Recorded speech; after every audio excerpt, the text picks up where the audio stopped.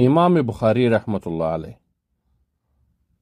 امیر المؤمنین فی الحدیث حجة المجتهدین او شیخ الاسلام امام بخاري رحمة الله اصلی نوم محمد او د پلار نوم یې اسماعیل دی. نوموړی د 194 هجري قمري کال د شوال المکرم په 14مه نیټه بخارا کې چې د اوسني ازبکستان یو مشهور ښار دی زیږېدلی دی.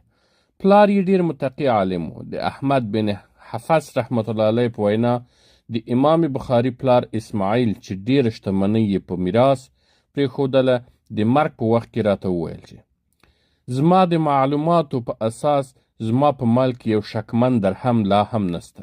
ښایي همدا د حلال نفقې برکت او لامل به وي چې خدای جل جلاله یې له زوی امام بخاري رحمت الله علیه څخه د دین دومره لوی کار واخیست.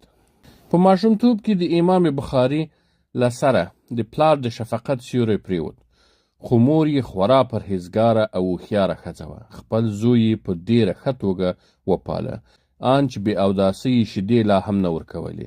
کله چې محمد بخاري د زده کړې جوګه سو، مور یې د لیک او لوست په موخه مکتب کې داخل کړ او خپل یتیم زوی یې په دې هیله د علم زده کړې ته وقف او وهڅوه چې خدای جل جلاله به د دین ښه خدمت ځینې واخلي. امام بخاري د 10 کالونو په عمر و چې د مبارکو احادیثو شوق مکتب ځینې پرېښود او په مختلفو ځایونو کې یې د احادیثو د زده کړې لټه پیل کړه. امام بخاري په 14 کلنۍ کې د خپلې مور او ورور احمد سره مکې مکرمې ته ولاړ. د حج د ادا کولو وروسته یې مور او ورور بیرته بخارا ته ستانه سول، خو امام بخاري هلته پاتې سو او په حرمین شریفینو کې د احادیثو او نورو علومو زده کړې ته ادامه ورکړه. امام بخاري د مبارک روضې څنګ ته د قضا او صحابه و تابعین او تاریخ الکبیر په نومونو 2 کتابونه تصنیف کړل او په حرمینو کې تر 2 کاله تیرولو وروسته بیرته بخارا ته راستون سو. د علم په طلب امام بخاري د علم په طلب پسې بلخ، مصر، بغداد، کوفه، حجاز او نورو ځایونو ته سفر وکړ او د مختلفو استادانو څخه د احادیثو او نورو علومو شتمنۍ ترلاسه کړه. حافظ بن حجر په فتح الباری کې د امام بخاري د استادانو شمیر 1080 ښوولی دی. امام بخاري ډیر ذکي او د پیاوړې حافظې څښتن و.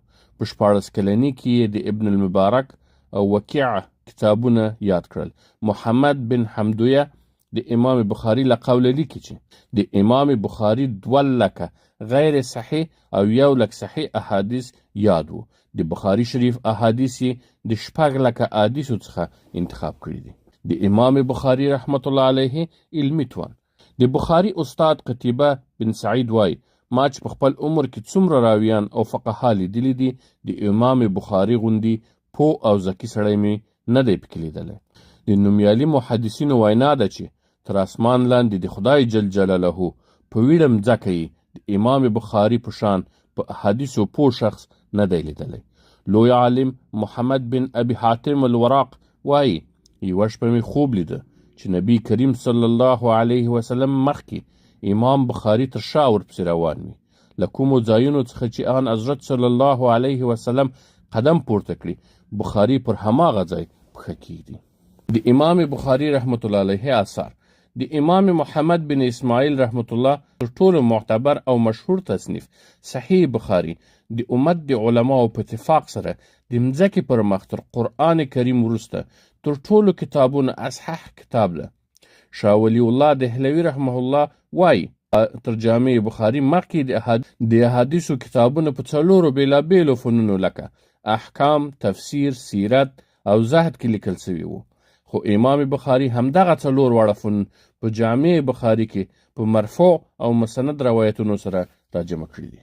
صحیح بخاري د صحیح بخاري د لیکلو په اړه خپل امام بخاري وایي الجامع بخاري شریف می د 600 احادیثو څخه په 14 کاله موده کې تصنیف کړ او د ځان او خپل رب جل جلاله ترمنځ می حجت قایم کړ. محدثینو ټول احادیث پر 8 برخو ویشلي دي: عقاید، فتن، احکام، تفسیر، سیر، رقاق، منقاب او تاریخ. په کوم کتاب کې چې یادې شوي حصې جمع شوي وي جامع ورته ویل کیږي.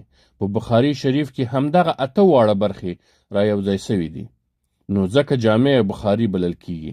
امام بخاري رحمت الله علیه وایي ما چې په خپل جامع بخاري کې کوم حدیث جمع کاوه، لومړی به مې غسل وکړ، بیا به مې 2 رکعاته نفل او استخاره وکړه، او وروسته چې به مې د همدې حدیث په صحت او ثقوالي باندې ښه یقین سو، بیا به مې ولیکه.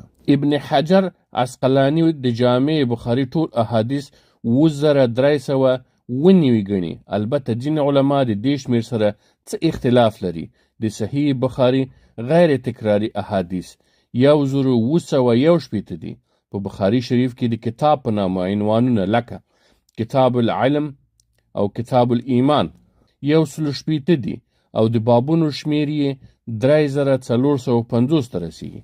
په بخاري شریف باندې ډیر زیات شروحات لیکل شوي دي چې ډیرې زیاتې مشهورې شرحې عبارت دي د حافظ ابن حجر د فتح الباری، د حافظ بدرالدین عینی د عمدة القاری، او د شاه انور شاه کشمیری د فیض الباری څخه.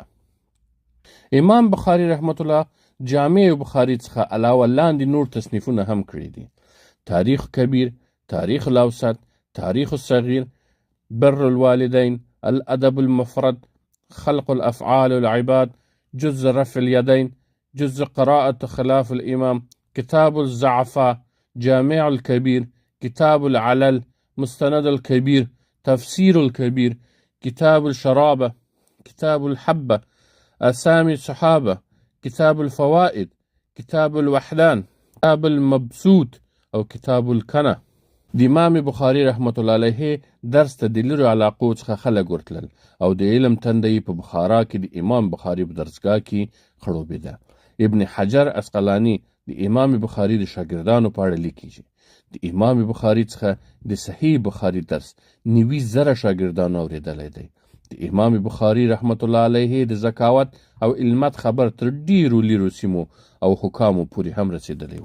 په بخارا کې د عباسي خلافت نائب امیر خالد بن محمد زهدلی د امام بخاري څخه د هغه په قصر کې د احادیثو د تدریس غوښتنه وکړه، خو امام بخاري غوښتنه رد کړه او په ځواب کې ورته ویل زه علم نه خواروم، او دا د علم سپکاوی دی چې د پاچاهانو دربار ته یې وروړم.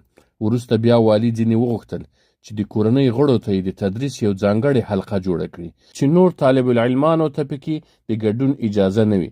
امام بخاري رحمت الله علیه د والي دا غوښتنه هم رد کړه، او قاصد ته یې وویل دا چې ځینې خلک به مې په درس کې حاضر وي او نور کسان بیا زما په درس کې د ګډون اجازه نه لري، جایز نه دی. که څوک د علم شوق لري زما مسجد او کور ته دې راسي، او که زما همدا کار د والي په طبع برابر نه وي د تدریس مخه مې دې ونیسي چې د قیامت په ورځ د الله تعالی په دربار کې عذر ولرم. له همدې کبله د بخارا والي امام بخاري ته د بخارا څخه د وتلو امر وکړ. د سمرقند خلکو د امام بخاري رحمه الله څخه هلته د تللو غوښتنه وکړه. امام بخاري سمرقند ته په لاره څه وخت د خرتنګ په کلي کې تم سو. وروسته چې سمرقند ته په سفر پیل کړ، د ضعف له امله یې له خلکو څخه په همدې ځای کې د پاتې کېدو عذر وغوښت. په همدې وخت کې امام بخاري دعا وکړه چې یا الله ستا دا پراخه مځکه را باندې تنګه سوه، روح مې در قبض کړه. وروسته یې آرام وکړ او په همدې حالت کې روح له تنه والوت. انا لله و انا الیه راجعون. امام بخاري رحمت الله علیه د څه کم 2 کالو په عمر په 256 هجري قمري کال کې له دې فاني نړۍ څخه دارالبقا ته رحلت وکړ. په جنازه کې یې د سمرقند او نورو سیمو د زیاتو خلکو ګډون وکړ، او د سمرقند څخه 6 میله لري د خرتنګ په کلي کې خاورو ته وسپارل سو. د مقبرې څخه یې څو ورځې د مشکو بوی ولاړېده. په سیر الاعلام نه بلا 488 صفحه او 12 جلد کې د امام بخاري رحمت الله علیه د مرګ څخه داسې بیان شوی. امام بخاري څه ډول وفات شو؟ امام بخاري د ژوند په آخرنۍ حصه کې د اسلامي نړۍ مشرقي حکمرانانو او درباري ملایانو لخوا د سخت ظلم او ستم سره مخامخ شو، په ځانګړي ډول د نیشاپور، بخارا او سمرقند. څو لاملونو له امله حکمرانانو او درباري ملایانو سره اختلاف، په محلونو کې د اوامرو اولادونو ته له درس څخه انکار، ځینو حکمرانانو او ملایانو ته د هغه د شهرت او سیرت له امله بغض او کینه درلودل. کله چې امام خپل عمر 62 کلنۍ ته ورسید، د نیشاپور حاکم خبر ورکړ چې نیشاپور زر تر زره خوشي کړي او په هغه یې تور پورې کړ چې خلک او حکومت هغه نه خوښوي او ناپسندیده شخصیت دی. امام نیشاپور پرېښود او خپل آبایي ښار بخارا ته پر تللو مجبور سو. د ښار په دروازو کې خلکو په ډلو ډلو استقبال کړ. ډیر زیات شاګردان او طلبه ورڅخه راټول سول، تر دې چې د نورو ملایانو درسي حلقې مکملې ختمې سوې. په دې اساس د هغه خلاف په زړونو کې بغض او کینه ورځ تر بلې زیاتېده. څه موده وروسته د بخارا حاکم حلقې د هغه محبوبیت او اسلامي موقف او دریځونه خوند ورنه کړ. د بخارا حاکم هم د باري ملایانو په خوښه ورته خپل قاصد ورواستوه چې فوراً همدا مهال ښار څخه ووځي. امام ته دومره مهلت ورنه کړل شو چې هغه خپل کتابونه راټول کړي او ترتیب یې کړي. هغه د ښار څخه ووت او 3 ورځې د ښار څخه بیرون په یوه خیمه کې اوسېده. هلته یې خپل کتابونه ترتیب کړل، خو نه پوهېدو چې چیرته لاړ شي. له 3 ورځو وروسته هغه سمرقند لوري ته روان سو. هغه ښار ته داخل نه سو، بلکې د ښار څخه بیرون د خرتنګ په سیمه کې د خپلو خپلوانو کره ایثار سو. او هغه سره په دغه سفر کې ابراهیم بن معقل هم موجود و. وخت لا ډیر تیر نه و چې سمرقند د حاکم عسکرو هغه کور ته ورسید او حکم یې وکړ چې سمرقند خاوره ترک کړه. هغه ته د کوچني اختر په شپه دا حکم ورکړل سو. هغه ته وویل سول چې د شپې لخوا علاقه پرېږدي او د اختر لمانځه پورې به انتظار نه کوي. امام له دې ویري چې له امله یې د هغه خپلوانو ته چې د هغه مېلمستیا یې کړې وه کوم مشکل ونه رسیږي، شپې لخوا یې هجرت پیل کړ. ابراهیم بن معقل د هغه کتابونه په یوه سورلۍ بار کړل او 2مه سورلۍ یې امام لپاره تیاره کړه. کله چې سورلۍ تیاره سوه، ابن معقل کور ته ننوت او امام یې د لاسه ونیو او هغه یې په سورلۍ سپور کړ. دواړه د نامعلومه سرنوشت په لوري سفر پیل کړ. څو شېبې وروسته امام خپل وجود کې یو څه تکلیف احساس کړ. د ابن معقل څخه یې د سړک تر غاړې څو شېبه استراحت غوښتنه وکړه. امام د لوی لارې تر غاړې پر ځمکه سر کېښود تر څو آرام وکړي. څو دقیقې او شېبې وروسته ابن معقل غوښتل امام پاڅوي، لیکن کله چې پرې غږونه وکړل ډېر ناوخته و. امام خپل روح لا پخوا خپل رب ته سپارلی وه. امام د کوچني اختر په شپه د شوال په 1 نیټه 256 هجري کال د یو نامعلوم سفر پر مهال د سړک تر غاړې په خاورو کې د مستبدو مسلمانو حاکمانو او درباري ملایانو د لاسه د مظلومیت په حالت کې له فاني نړۍ سترګې پټې کړې. لیکن نن خلک د سمرقند، نیشاپور او بخارا حاکمان او درباري ملایان نه پیژني او امام په یو وخت کې په سلګونه میلیونه دعاګانې لري او تر قیامته به دا سلسله جاری وي.